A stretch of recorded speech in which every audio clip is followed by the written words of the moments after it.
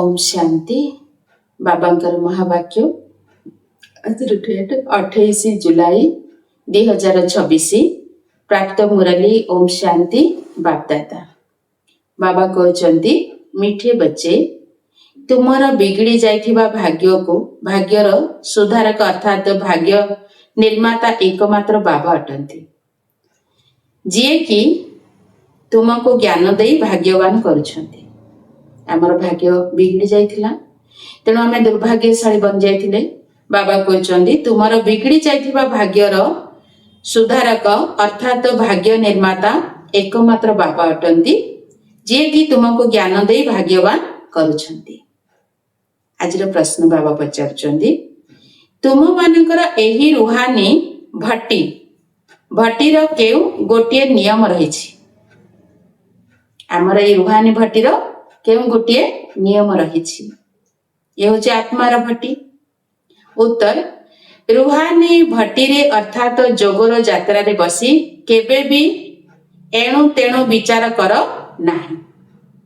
जेतरा हम बसुचंदी जोगरे एपट सेपट कथा भाबिबानी, एकमात्र बाबा को मने पकाइबाकू हेबो। जदि बुद्धि इयाडे सियाडे घुरुछि, बाबा कहउचंदी जदि बुद्धि इयाडे सियाडे घुरुछि तेबे ढुलाइबे, हाई मारिबे। एहा द्वारा वायुमंडल खराब होई थाए, निजर ही क्षति करथांती। से माने कौन करंती? जो माने एपटे सेपटे देखंती, हाई अलस्वामी करंती, निजर ही क्षति करिथांती। गीत दिल का सहारा टूट न जाए। ओम शांति। मीठा मीठा आत्मिक संतान माने गीतर दुईटी पद सुनिले। पिला मानको सावधान करा जाउछि, तुमे ब्राह्मण मानक व्यक्ति तो एही समय रे अन्य समस्तंकर भाग्य बिगड़ी जाइछि। एबे तुमर बिगड़ी जाइथिबा भाग्य सुधुरुछि। बाबा को ही भाग्य निर्माता कहा जाउछि। तुमे जानिछ शिव बाबा केते मीठा। बाबा अक्षर बहुत मीठा। बाबांक ठारो आत्मा मानको संपत्ति मिलुछि। लौकिक पितांक ठारो पुत्र को संपत्ति मिली थाए, कन्या को नुहे। एठारे पुत्र अथवा कन्या समस्ते वर्षार हकदार अटंती। बाबा आत्मा मानको अर्थात निजर पिला मानको पाठ पढ़ाउछंती। आत्मा बुझुछि जे आमे समस्ते भाई भाई अटु। वास्तव रे भातृभाव बोली कुहा जाई थाए ना। आमे एक भगवानकर संतान पुणी एते लड़ाई झगड़ा काहेकि? समस्ते निज निज भितरे लड़ाई करी चलीछंती। अनेक धर्म अनेक मत रहिछि, किंतु मुख्य कथा बाबा कहउछंती किंतु मुख्य कथा रावण राज्य रे विकार गुड़िकर प्रवेशता हेउछि, तेणु लड़ाई चालुछि। काम विकार पाई मध्य केते लड़ाई झगड़ा हेउछि। एही परि बहुत राजा माने लड़ाई करिछंती, काम विकार पाई बहुत लड़ुछंती। केते खुशी हेउछंती, काहा सहित मन न मिसिले मध्य मारी देइथांती। काम महाशत्रु अटे। जे क्रोध करंती ताकू क्रोधी ही कुहा जिवो। जहार बहुत लोभ ताकू लोभी कुहा जिवो। किंतु जेउ माने विकारी अटंती तांकर बहुत नाम रखा जाइछि। सेथि पई कुहा जाउछि अमृत छाड़ी विष काईकु खाइबो। शास्त्र रे अमृत नाम उल्लेख होइछि। दर्शा जाइछि जे सागर मंथन कले तो अमृत बाहरिला। लक्ष्मी को कलश देइछंती। केते कहानी माने रहिछि। एथिरे भी सबुठारु बड़रू बड़ कथा हेला सर्वव्यापीर गीतार भगवान किए एवं पतित पावन किए। प्रदर्शनी रे मुख्य एई चित्र उपरे बुझा जाई थाए। पतित पावन ज्ञानर सागर एवं तांक ठारू बाहरी थिबा ज्ञान गंगा माने ना पानीर नदी ना सागर। केते भल भल कथा बुझा जाउछि। बाबा बसी बुझाउछंती। मीठा मीठा पिला माने तुमको किए पवित्र कराइले? ବିଗିଡ଼ି ଯାଇଥିବା ଭାଗ୍ୟର କଥାର ସୁଧାରକ କିଏ? ସେହି ପତିତ ପାବନ କେବେ ଆସୁଛନ୍ତି? ଏହି ଖେଳ କିପରି ତିଆରି ହୋଇଛି କେହି ହେଲେ ବି ଜାଣିନାହାନ୍ତି। ବାବାଙ୍କୁ କୁହାଯାଉଛି ଜ୍ଞାନର ସାଗର, ସୁଖର ସାଗର, ଶାନ୍ତିର ସାଗର। ଗାୟନ ମଧ୍ୟ କରାଯାଏ। ବିଗିଡ଼ି ଯାଇଥିବା କଥାର ସୁଧାରକ ହେଉଛନ୍ତି ଜମ। ଏକଥା ତ ବୁଝିପାରୁନାହାନ୍ତି। ଏକଥା ତ ବୁଝିପାରୁଛ ଯେ ବାସ୍ତବରେ ରାବଣ ଆମର ସବୁ କିଛି ବିଗାଡ଼ି ଦେଇଛି। ଏହା ହେଉଛି ହାରିବା ଜିତିବାର ଖେଳ। ରାବଣକୁ ମଧ୍ୟ ତୁମେ ଜାଣିଛ, ଯାହାକୁ ଭାରତବାସୀ ବର୍ଷ ବର୍ଷ ଧରି ଜଳାଉଛନ୍ତି। ରାବଣ ଭାରତର ଶତ୍ରୁ ଅଟେ। ଭାରତରେ ହିଁ ପ୍ରତ୍ୟେକ ବର୍ଷ ରାବଣକୁ ଜଳାଇଥାନ୍ତି। ତାଙ୍କୁ ପଚାର କେବେଠାରୁ ଲଢ଼ାଇ ଆସୁଛି, ଜଳାଇ ଆସୁଛ? ତେବେ କହିବେ ଏହି ତ ଅନାଦି କାଳରୁ ପ୍ରଚଳିତ, ଯେବେଠାରୁ ସୃଷ୍ଟି ଆରମ୍ଭ ହୋଇଛି। ଶାସ୍ତ୍ରରେ ଯାହା ପଢ଼ିଛନ୍ତି ସତ୍ୟ ସତ୍ୟ ବୋଲି କରି ଆସୁଛନ୍ତି। ମୁଖ୍ୟ ଭୁଲ ହେଲା ଈଶ୍ୱରଙ୍କୁ ସର୍ବବ୍ୟାପୀ କହିବା। ବାବା ଏକଥା କହୁନାହାନ୍ତି ଯେ ଏହା କାହାର ଭୁଲ ଅଟେ। ଏହା ଡ୍ରାମାରେ ନିର୍ଦ୍ଧାରିତ ହୋଇ ରହିଛି। ଏହା ହାରିବା ଜିତିବାର ଖେଳ। ମାୟା ଠାରୁ ହାରିଲେ ପରାଜୟ, ମାୟା ଠାରୁ ଜିତିଲେ ବିଜୟ। ମାୟା ଠାରୁ କିପରି ହାରୁଛନ୍ତି ଏକଥା ମଧ୍ୟ ବୁଝାଯାଉଛି। ଏକଥା ମଧ୍ୟ ବୁଝାଯାଉଛି। ପୁରା ଅଧା କଳ୍ପ ରାବଣ ରାଜ୍ୟ ଚାଲୁଛି। ଗୋଟିଏ ସେକେଣ୍ଡର ମଧ୍ୟ ଫରକ ହୋଇପାରିବ ନାହିଁ। ରାମ ରାଜ୍ୟର ସ୍ଥାପନା ଏବଂ ରାବଣ ରାଜ୍ୟର ବିନାଶ ସମୟ ଅନୁସାରେ ସଠିକ ରୂପରେ ହେଉଛି। ସତ୍ୟ ଯୁଗରେ ଲଙ୍କା ରହିବ ନାହିଁ। ତାହା ବୌଦ୍ଧ ଧର୍ମର ରାଷ୍ଟ୍ର ଅଟେ। ପାଠୁଆଙ୍କର ବୁଦ୍ଧିରେ ରହିଥାଏ ଲଣ୍ଡନ ଏପଟେ, ଆମେରିକା ଏପଟେ ଅଛି। ପାଠ ପଢ଼ା ଦ୍ୱାରା ବୁଦ୍ଧିର ତାଲା ଖୋଲିଥାଏ।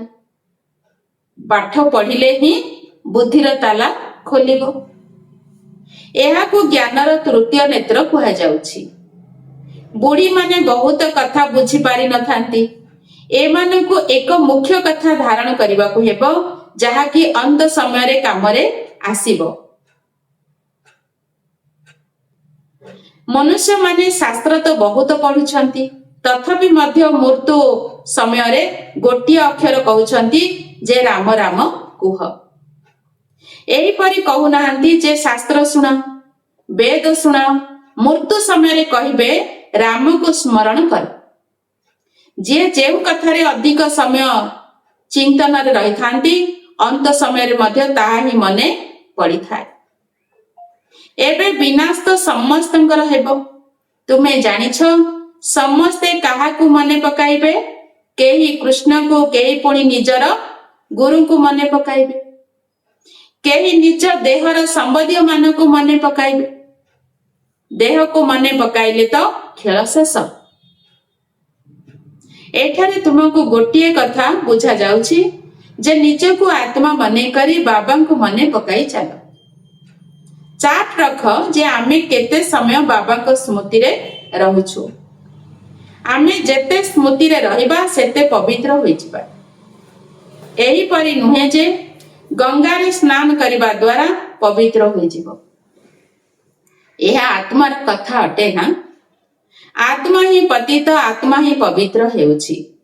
ବାବା ବୁଝାଉଛନ୍ତି ଆତ୍ମା ଏକ ତାରକା ବିନ୍ଦୁ ଭୃକୁଟି ମଧ୍ୟରେ ରହିଥାଏ। କହିଥାନ୍ତି ଆତ୍ମା ଅତି ସୂକ୍ଷ୍ମ ତାରକା। ତୁମେମାନେ ହିଁ ଏହି କଥାକୁ ବୁଝିପାରିବ। ବାବା କହୁଛନ୍ତି ମୁଁ କଳ୍ପର ସଙ୍ଗମ ଯୁଗରେ ଆସୁଛି। ସେମାନେ ପୁଣି କଳ୍ପର ଅକ୍ଷର ଛାଡ଼ି ଯୁଗେ ଯୁଗେ ଅକ୍ଷର ଲେଖି ଦେଇଛନ୍ତି। ତେଣୁ ମନୁଷ୍ୟମାନେ ଓଲଟା ଭାବି ନେଉଛନ୍ତି।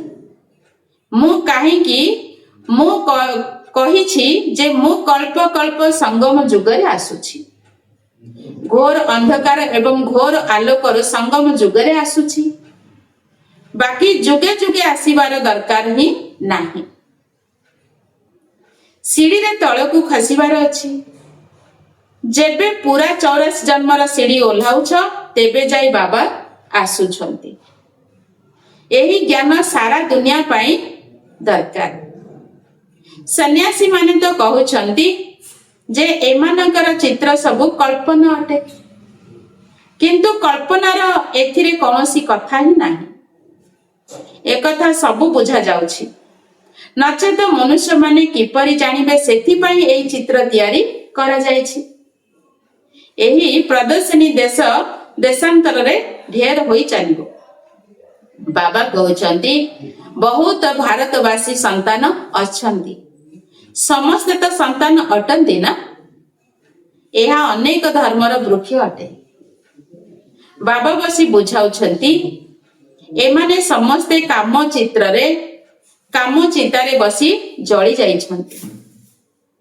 सत्य युग को जे माने प्रथमे प्रथमे आसुछंती सेमाने पुणी प्रथमे प्रथमे द्वापर को आरंभ करी काम अग्नि रे जळुछंती।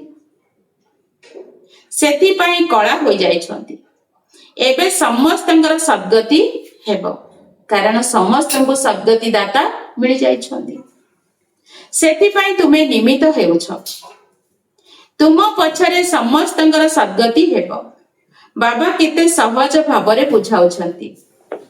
कहउछंती केवल बाबांकु मने पकाओ। आत्मा ही दुर्गति होइछि, आत्मा ही पतित हेबा द्वारा शरीर मध्य सेही परि मिली थाए। आत्मा को पवित्र करिवार जुक्ति बाबा बिल्कुल सहज बताउछंती। त्रिमूर्तिर चित्र रे ब्रह्मांकर चित्र देखि मनुष्य बहुत प्रश्न करुछंती। कहउछंती एहा को ब्रह्मा काहे की कहउछ? ब्रह्मा तो सूक्ष्म बतनवासी देवता अटंती। एठा को केउठारु आसिले? सेही दादा तो नामी ग्रामी थिले। सबु स्थान रे खबर कागज रे बाहरी थिला जणे जहुरी करुछि जे मो श्रीकृष्ण मोर 16,108 राणी दरकार। हीरा व्यवसाय सेथि पाई बहुत हंगामा होइथिला। तेबे एबे जण जणक पाखरे किए मुंड पिटिबो? एबे ढेर मनुष्य अछंती। आबुको मध्य केही जदि आसुछंती तेबे तांकु तुरंत कहउछंती आमे ब्रह्मा कुमारी मानक पाखकु जाउछु। सेमाने तो जादू करी देउछंती।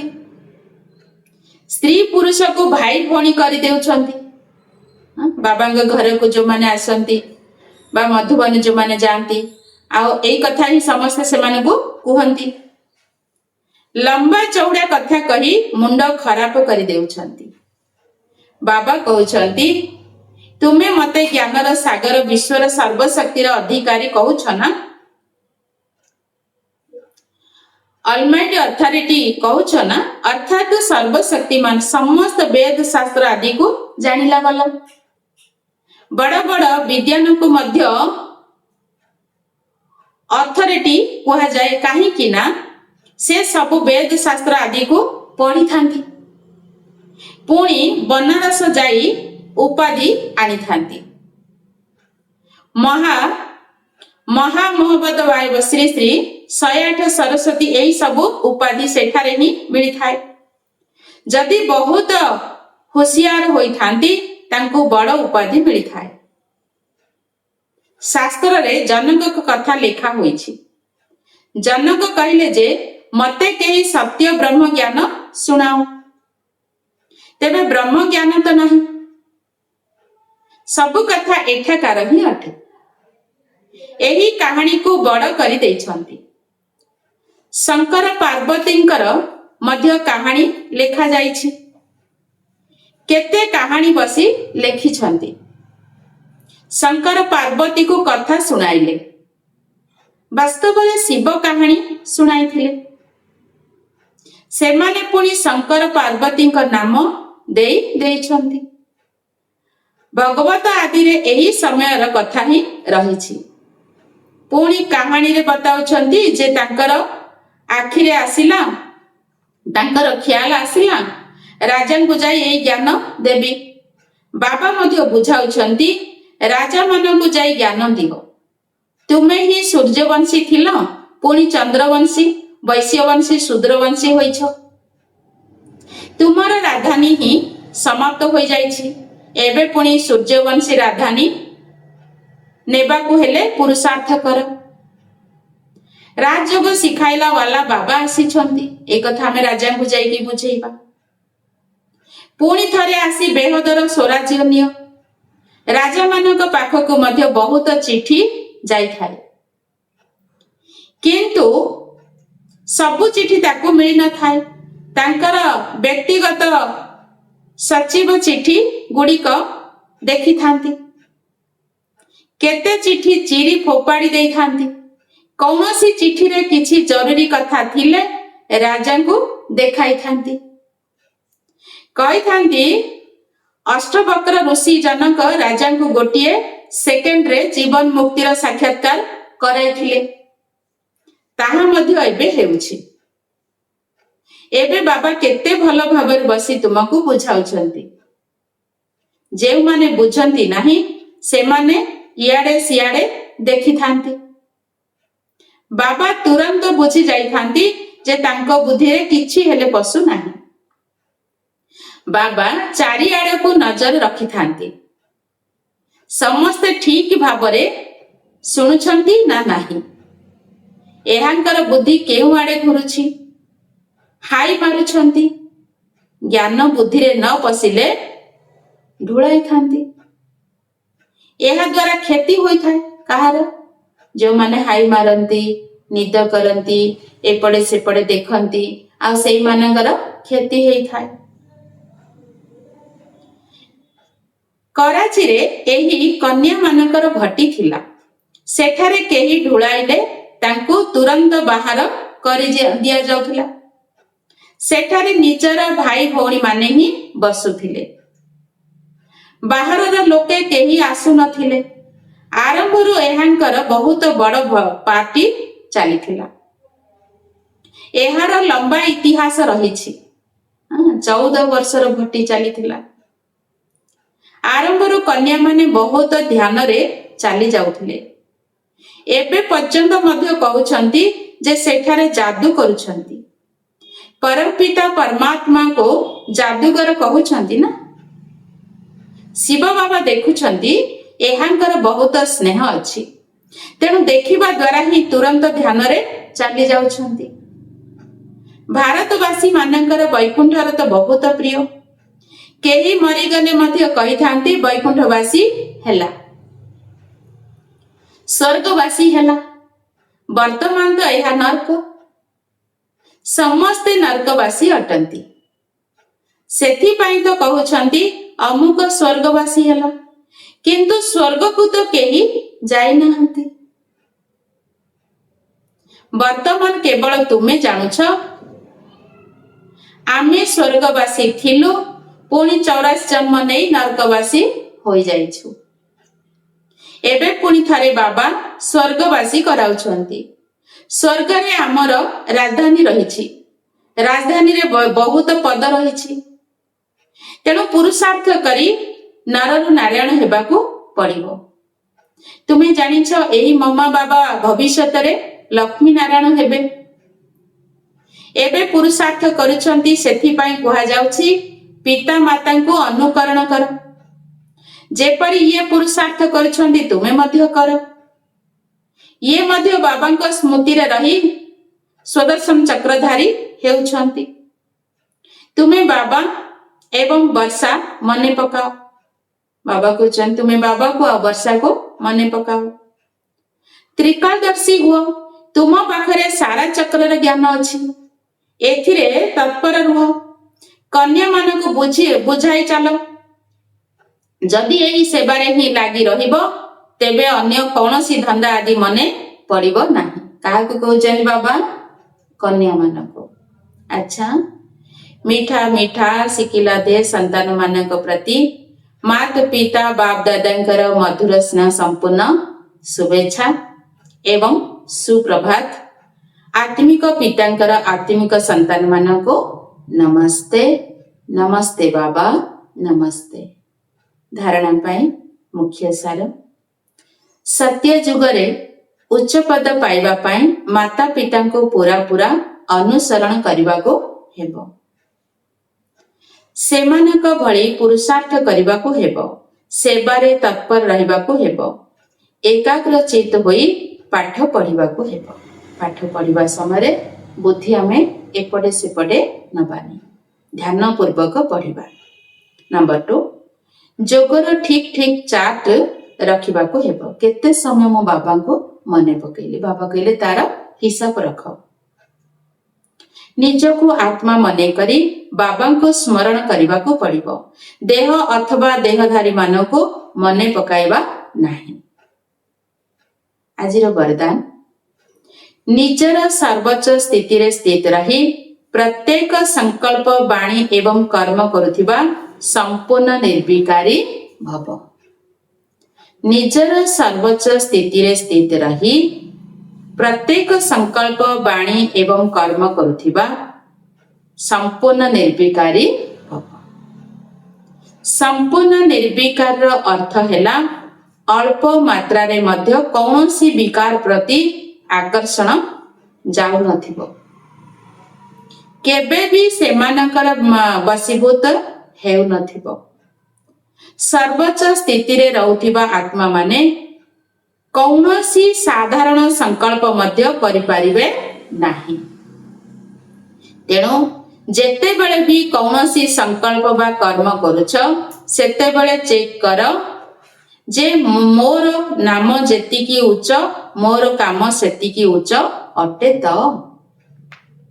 जदि नाम उच्चा नाम नीचा बाबा कहले जदि नाम उच्चा नाम नीचा तेबे नाम को बदनाम करूछ। सेथि पई लक्ष्य मुताबिक लक्षण को धारण कर तेबे कुहाजिब संपूर्ण निर्विकारी अर्थात होलिएस्ट आत्मा। होलिएस्ट माने संपूर्ण पवित्र आत्मा। स्लोगान कर्म करिबा समय रे जदि करी कराइला वालांकर स्मृति रे रहिबो तेबे सो पुरुषार्थ एवं जोगर संतुलन ठीक रहइबो। बाबा कहउचंदी कर्म करिबा समय रे जदि करी कराइला वालांकर स्मृति रे रहिबो करी कराइला वाला किए बाबा तो बाबांकर मने पकई कर्म करिबा रहिबो तेबे सो पुरुषार्थ एवं जोगर संतुलन ठीक रहइबो। अच्छा ओम शांति।